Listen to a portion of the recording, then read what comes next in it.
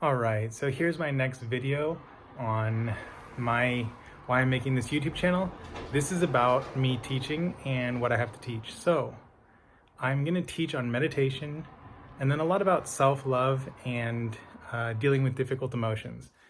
So the reason I teach on those is because those are the things that I've struggled with the most. Meditation actually came really easy to me when it was about transcending the mind, transcending emotions, transcending the body. Not that that was easy in itself, but much easier. And it definitely took a lot of time and a lot of practice. But because I didn't have a well-rounded view, a balanced view, I did a lot of things that were actually kind of like hard on myself and mean to myself and slowed down my progress, I would say. These days, I understand that, it's great to have the ability to transcend an emotion, the body, all of these things, but living from that place doesn't really make much space for the human relationships, family, work, all of these things. It's kind of like, if that's what you want to do, you're best off, like in a monastery or being a hermit, living by yourself, that kind of thing. And I know that that's not my path, and I think for most people I've met, that's not their path. So then we have to be able to deal with emotions, relationships, challenges, these kinds of things, and self-love is a huge part of that. Same with dealing with the emotions. I have a lot of experience with this. In 2010 is when I first found meditation. I did a retreat at a center called Tushita. I've been fascinated with meditation since I was a child. I never really started practicing until then. That was in 2010, Tushita in Dharamshala, India. I did a 10-day Buddhist meditation retreat. It was amazing. It changed my life. It didn't really open me up to spirituality yet, but I really loved it. And then I started reading books about Buddhism and meditation. And then I kind of just went back to like traveling and partying and that kind of thing. Things were working inside of me, but I wasn't explicitly on a spiritual path or anything like that. About a year later, or maybe not even that long later, like 6 months later, I went to South Africa and I ended up living with some shamans. This is what really opened me up to spirituality. I started having kind of like astral experiences, paranormal experiences, really, really interesting experiences, psychic experiences, people seeing into me, me seeing into people, and just having my world kind of blown open, and realizing that there was a lot more than what I had previously thought. I come from a very logical science background. I studied engineering in university. I worked as an engineer for a few years after university before traveling. So paranormal and psychic stuff were really not my area of interest. I didn't full out not believe them, but I certainly thought that they were, probably not true. And everyone who I met who believed in them was a little bit like kind of quacky and quirky. So I was like, okay, like this is up there with like unicorns and stuff like this. Anyways, living with the shamans kind of changed everything. I didn't start believing in unicorns, but maybe I do, I don't know.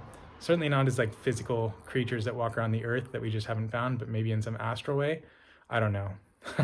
Man, this video really is for no one at this point.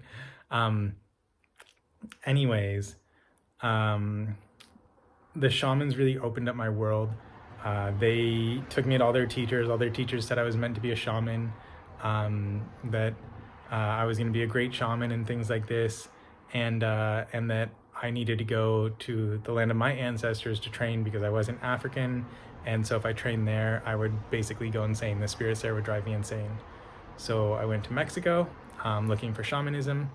I didn't find anything at all, no shamanism. Everything I did find that, people pointed me to, I would like travel all around the country looking for people, like literally, hear about someone special and like the next day take like multiple buses and travel for 3 days to get to the place where that person's at.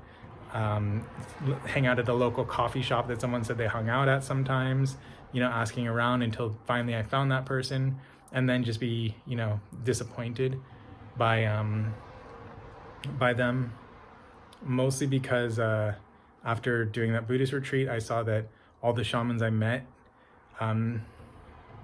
some of them might have had abilities and insights, but most of them were not very wise. They were still very petty and arrogant, and any capacities they developed kind of just increased their arrogance. And on the flip side, their insecurity when they felt powerless. So I kind of gave up on that whole thing. And right when I gave up, I found another meditation retreat, this time in the yogic style of Advaita Vedanta. And I did that retreat and again, changed my life. And this time I was very open to spirituality. So I just went really deep and started, meditating a lot. I did a meditation teacher training with a school called Hridaya.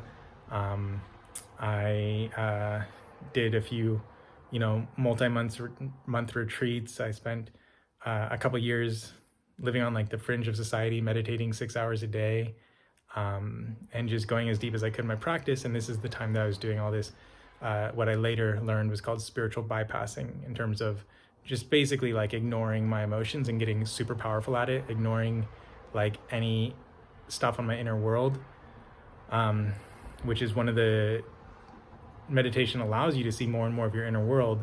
But the way I was practicing, while I could see it, the main point was to not pay attention to it, to just kind of let it go as I went like deeper and deeper in like silence, like a kind of relaxed, focused silence. Then I met my current teacher, and I'll talk about her in the next video. All right, thanks for watching this. If you do watch this, thanks for watching this. I'll get better at this with time. Right now I'm just testing the waters and seeing if I want to make YouTube videos. All right, sending love. Bye.